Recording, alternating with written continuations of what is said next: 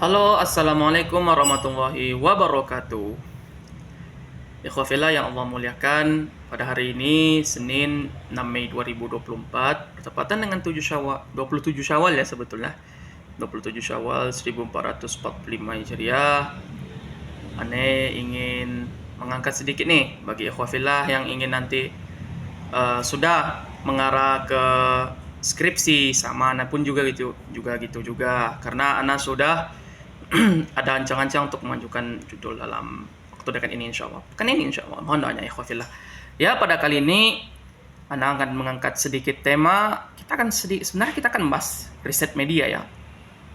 Di para calon jurnalis, para calon wartawan muda, inspirator perubahan di masa depan.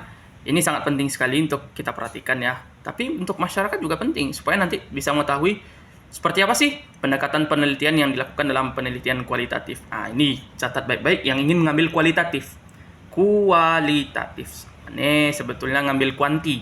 Karena kuanti itu ya bisa dikatakan kita sulit sebetulnya dalam mengerjakan proposalnya atau apanya. Tapi kemungkinan untuk bisa dikoreksi itu sangat kecil sekali untuk kuantitatif. Tapi kalau untuk kualitatif, kita mesti memikirkan semuanya. Kualitatif tuh antum harus punya referensi yang kuat, kemudian dikuatkan dengan jurnal antum. Antum juga harus wajib menguasai topik penelitian yang akan antum angkat dan antum teliti. Kalau tidak nanti di situ kena pada saat sempro. Sempro adalah kunci utamanya bagaimana nantinya sepertiga menuju sarjana. Tapi kita nggak bahas itu ikhwafillah, kita akan membahas tentang pragmatik sosial dan klasik. Mungkin sedikit banyak yang bertanya ya, seperti apa sih pragmatik sosial dan klasik tersebut? Nah, di sini akan Ana jelaskan ya dalam video singkat ya 5 menit. Ini Ana buat di rumah saja. Karena jujurnya akhir-akhir ini Jumat, Sabtu, Ahad tuh Sabtu Ahad sih sebetulnya. Sabtu Ahad Ana juga nggak ada kegiatan. Jadi memang 3 hari terakhir ini memang fokus proposal nih ikhwah. Proposal yang nantinya Ana sekaligus udah mulai ngarah serius kepada proposal yang sebenarnya. Mohon tanya ikhwafillah. Oke, kita akan bahas tentang pragmatik sosial dan klasik. Selamat menyaksikan. Oke, ikhwafillah, pragmatik sosial dan klasik itu merupakan salah satu cabang linguistik yang berorientasi atas fungsionalisme tertentu. Jadi seperti ini. Jadi dia cabang penelitian yang fokusnya, yang latar belakangnya itu akan berfungsi kepada fungsionalisme. Jadi di fungsionalisme itu kita akan mengangkat bagaimana fungsi pendekatan sosial itu kemudian akan dihubungkan dengan berbagai permasalahan klasik yang terjadi di masyarakat. Nah, ini kan sekarang nih banyak nih pendekatan penelitian kualitatif yang bisa kita gunakan, ada deskriptif, ada semiotik, ada framing. Ya, itu khusus jurnalistik ya, tapi kalau di public relation atau kehumasan dan broadcasting di penyiaran saya nggak tahu pasti. Nah, tapi kalau di jurnalistik akan dibahas tentang framing, semiotik, analisis wacana, analisis isi berita. Nah, ini akan dibahas mungkin pada kesempatan mendatang ya. Oke. Secara itu yang saya jelaskan tadi itu secara kecil, garis kecil. Tapi kalau garis besarnya pragmatik sosial dan klasik adalah salah satu pendekatan penelitian yang berorientasi pada aliran fungsionalisme dan dihubungkan dengan ilmu sosial dan permasalahan klasik yang terjadi di masyarakat. Nah, ini satu sama ini saling berhubungan. Dia pendekatan penelitian yang berfokus pada aliran fungsionalisme kemudian dihubungkan dengan ilmu sosial. Nah, ilmu sosial ini banyak macamnya, ada komunikasi, sosiologi, psikologi, apalagi antropologi dan lain sebagainya. Pokoknya yang berhubungan dengan kajian ilmu sosial. Ya, kalau sebenarnya bukan ilmu sosial aja, FISIP aja. Kita bisa gunakan ini sebagai untuk mengkaji ilmu politik pun bisa. Ilmu politik, ekonomi, ya ekonomi mungkin jarang dipakai ya.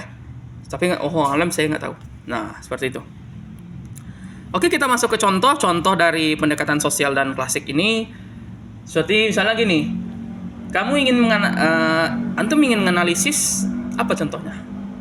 Ingin menganalisis tentang framing.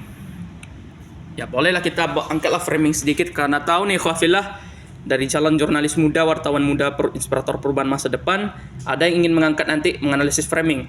Nah, itu sebagaimana proposal tugas saya dahulunya Jadi tugas pertama saya di riset media itu mengangkat tentang proposal, tentang jurnal semiotik. Semiotiknya itu macam-macam. Ada tentang pemberitaan pembinaan IKN, ada pemberitaan tentang Pilpres, dan macam-macam lagi lah. Nanti bisa dicek di tugas pertama saya.